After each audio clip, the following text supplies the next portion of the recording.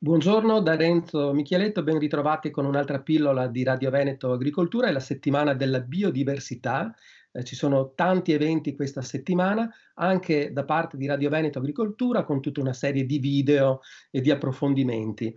Siamo in collegamento via Skype con il collega di Veneto Agricoltura, il dottor Michele Bottazzo, forestale, esperto faunista a livello internazionale, direi quasi, e Non grazie esagerare. per essere qui con noi oggi. Ricordiamo quindi la settimana della biodiversità, 20 maggio, biodiversità alimentare e agricola, 22 maggio, biodiversità animale e vegetale. Poi, se vogliamo aggiungere, anche il 20 maggio è anche la giornata mondiale delle api, argomento che abbiamo già affrontato nei giorni scorsi e che su YouTube abbiamo il nostro video già pronto. Michele, la biodiversità del bosco, perché sarà questo l'argomento che parleremo, che tratteremo oggi con te, quindi foreste e boschi. Qual è la biodiversità del bosco? Guarda, è un concetto, la biodiversità è un concetto molto semplice nella sua etimologia, è intuibile, diversità della vita, e quindi è facile concepire che più vite, più diversità di specie animali e vegetali ci sono in un territorio e più è il valore. È molto più difficile invece quantificare questo vantaggio, capire che vantaggi reali ci sono da questa diversità, da questa ricchezza di anche specie o animali che al primo intuito magari non sembrano così determinanti. Questo per cui noi abbiamo sempre l'occhio, diciamo, di monetizzare tutto, e quindi è difficile capire quanto è il suo valore, quanto sia importante trasmettere questo messaggio anche esternamente.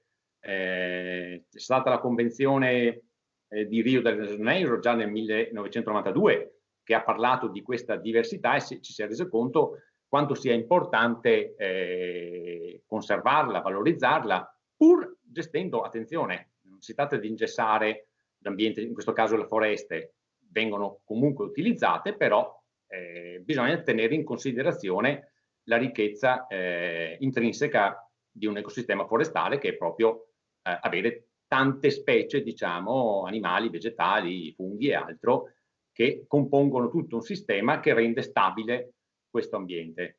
Certo. Ricordiamo anche un'altra cosa, che Veneto Agricoltura segue un progetto che si chiama proprio BioDelta4 per comprendere e per valutare e rivalutare la biodiversità del bosco, Certo. ma di questo ne parleremo in un'altra occasione. Michele, quali sono, si può dire, quali sono i danni della mancata biodiversità del bosco?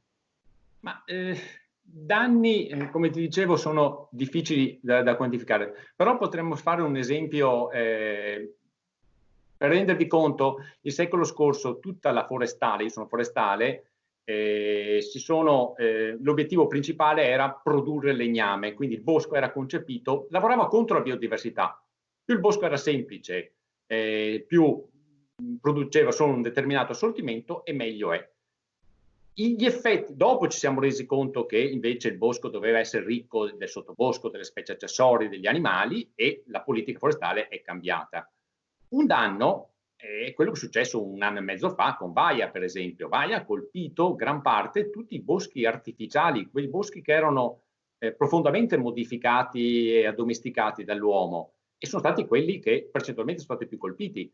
Ne sono stati colpiti anche di boschi, diciamo, che avevano una biodiversità più elevata, ma molto probabilmente questi si riprenderanno con molta più facilità rispetto agli altri boschi, proprio perché il bosco, diciamo, ricco di biodiversità è molto più stabile.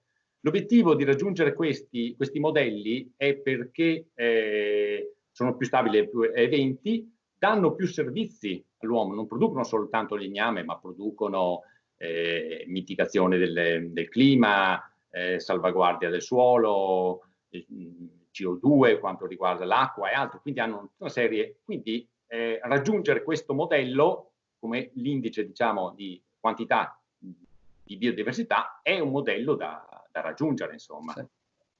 Senti Michele, c'è una definizione di bosco biodiverso? Anche qui un altro dilemma molto, molto difficile.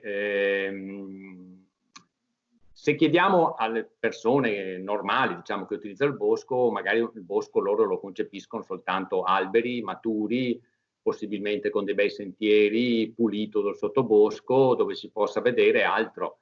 Invece il bosco biodiverso è quanto di più intricato, complesso, che ci possa essere. Anche, quindi, se vogliamo, per chi non è del settore, poco piacevole, perché magari nel nostro concetto non è ordinato. Ordinato vuol dire magari con tanti alberi marcescenti nel sottobosco che creano vita ulteriore, creano humus, creano sottobosco e altro. E quello è il modello. Ci sono nei nostri territori, magari non i vasti territori, ma magari in determinate zone, in quota, dove è più difficile l'accesso, sono stati rilasciati per molto tempo e pian piano la natura si riprende il suo posto. Sì. Michele, poi chiudiamo perché abbiamo concluso il nostro tempo a disposizione. Come si gestisce un bosco biodiverso? Ho appena detto, infatti, lasciando la natura e la sua evoluzione potrebbe essere una soluzione. Non è una soluzione, perché l'uomo, come ha nel passato peggiorato le condizioni dei boschi rendendoli semplici, per fortuna può fare anche l'opposto e può migliorarli.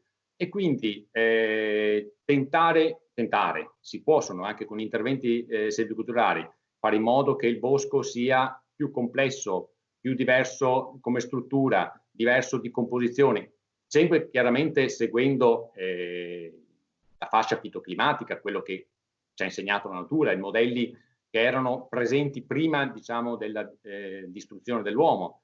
Quindi si fa una selvicoltura seguendo quello che la natura aveva già creato da millenni. Questo è il lavoro principale. Bene. Michele, ci ritorneremo perché è un argomento molto interessante e ci Volentieri. ritorneremo di sicuro. Intanto ti ringraziamo e ricordiamo ancora a tutti quanti di seguirci in questa settimana dedicata proprio alla biodiversità. Un saluto al dottor Michele Bottazzo di Veneto Agricoltura, Grazie a voi. esperto faunista. Un saluto a tutti